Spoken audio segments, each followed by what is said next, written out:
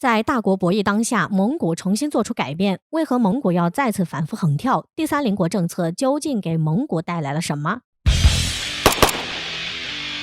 我们知道，随着美国强行把全球局势带入一种大国博弈的状态，并且召开所谓的民主峰会，要求其他国家选边站后，众多的中小国家也被卷入其中。而今天要说的这个国家，则是在中国身边存在感并不强的邻国蒙古。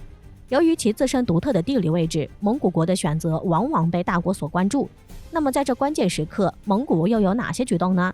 根据俄罗斯卫星通讯社的报道，日前，俄国防部长绍伊古12月13号在莫斯科会见蒙古国家大呼拉尔成员恩博尔德，俄蒙双方确立了两国在军事领域加强合作。与此同时，蒙古国总统办公厅官网发布消息称，在蒙古国和俄罗斯建交100周年举行的庆祝活动中，蒙古国总统胡日勒苏赫将对俄罗斯进行友好访问。而在加强与俄罗斯的关系同时，蒙古也开始改善与中国的关系，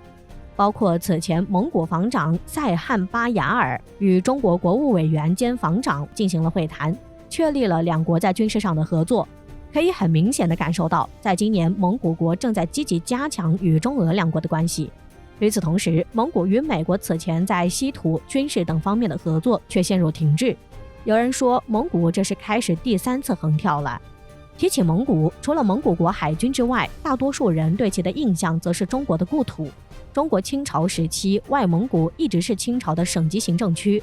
随后，中国民国时期，在前苏联的支持下，外蒙古独立，废除了君主立宪制，成立了蒙古人民共和国。这也是世界上第2个社会主义国家，在蒙古独立后，很快便跳到苏联这边，秉承亲苏战略。而在中苏关系恶化的时候，苏联在蒙古驻军100万来威胁中国防线。但是在1990年，首都乌兰巴托爆发示威，最终演变成民主化革命，迫使蒙古当局进行政治改革。而随着苏联解体，很快蒙古现有的政治制度也难以维系。1992年2月12号，蒙古人民共和国改国名为蒙古国，通过蒙古国宪法，并宣布放弃社会主义，实行多党制。至此，一个在中国与俄罗斯2个大国夹缝之间，蒙古国就此诞生。蒙古国成立后就一直处在苏联的庇护之下，并按照苏联的指导发展计划经济，形成了以农牧业和采矿业为主的经济结构。在对外关系上，蒙古国按照苏联的指导，对中国采取敌对态度。苏联解体后，俄罗斯继承了苏联的衣钵，但因为自身实力的大幅度削弱，放松了对蒙古国的控制。然后蒙古国就开始了态度的转变，外交政策开始导向西方。21世纪初期，蒙古国家大呼拉尔通过了新的对外政策构想，将第三邻国外交政策正式以法律的形式确立，成为蒙古国外交政策中极为重要的一部分。第三邻国外交政策主张积极发展同美国、日本、印度、韩国等国家，以及欧盟等国际组织和地区组织的关系。但最为重要的第三邻国还是美国。蒙古国认为，美国是其摆脱附庸地位、发展经济、提升国际影响的关键力量。作为夹在中国、俄罗斯2大国之间的小国，蒙古选择了接受这种多样化的外来援助，试图搭上西方发达国家的快车，实现国家的经济快速发展。而对于蒙古国的殷勤，美国也是欣然笑纳。因为蒙古地处中俄之间，如果美国将自身实力嵌入到蒙古，便意味着直接在中俄背后插刀。于是美国也积极与蒙古互动，包括为蒙古训练军队，给蒙古修筑雷达站，甚至让蒙古军队参与北约在阿富汗的军事行动等。可以说，蒙古一度认为自己是美国的准盟友，对中俄也经常爱答不理。然而，无论是美国还是蒙古都忽视了一点，蒙古全部国土都与中俄接壤，只要中俄不点头，美国势力根本就无法真正渗透进蒙古。于是乎，近年来蒙古国也就越来越没有存在感。不仅如此，蒙古倒向美国也没有如愿带来经济的快速增长，反而是在学习了华尔街那一套之后，把本国经济都搞垮了。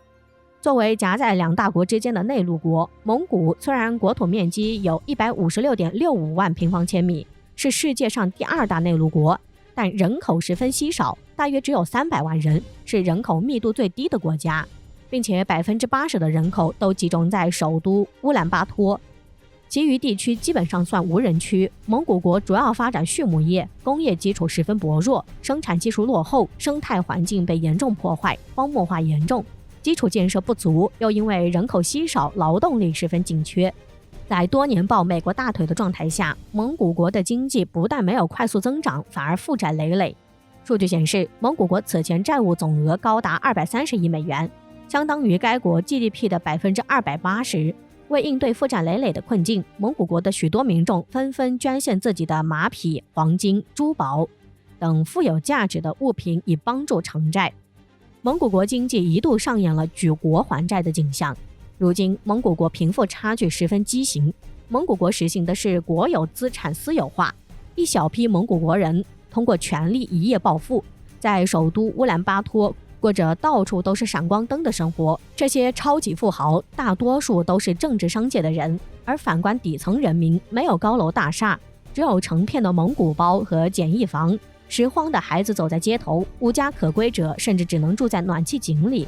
在饭都吃不饱的情况下，政治立场已经是次要的事情了。而此时能救蒙古国的只有中国。蒙古国主要的发展的是畜牧业和采矿业。蒙古国已经探明的矿产就有80多种，不光有煤炭、铜、铁，甚至还有金矿和稀土。苏联解体后，中国一直是蒙古国的最大客户，蒙古国90%的矿产都出口中国。但长期以来，蒙古对中国的歧视性政策使得中国方面始终不愿意在蒙古进行大规模投资，双方的交情也止步于此。据获悉，美国偷偷在蒙古境内建设雷达站被曝光后，中国方面立即对蒙古国过境货物增收费用，将中蒙通商口岸的每一辆过境汽车加收了10元人民币的过境费，每吨货物加收8元的检查费。而就这一个措施，就让蒙古经济雪上加霜。于是乎，蒙古开始认清现实了。有意思的是，在拜登上台后，美国调整战略部署，试图加强与亚洲国家的合作，拉拢他们加入自己的阵营。这也是拜登政府对华的主要政策。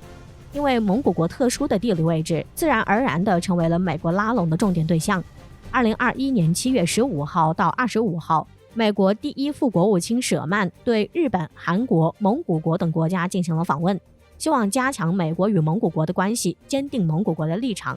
舍曼还强调，美国与蒙古国之间是坚固的战略合作伙伴关系，讨论加强蒙古国的民主发展等内容。蒙古国被中国与俄罗斯包围，应当有所应对。然而这一次，美国的热脸可是贴在冷屁股上了。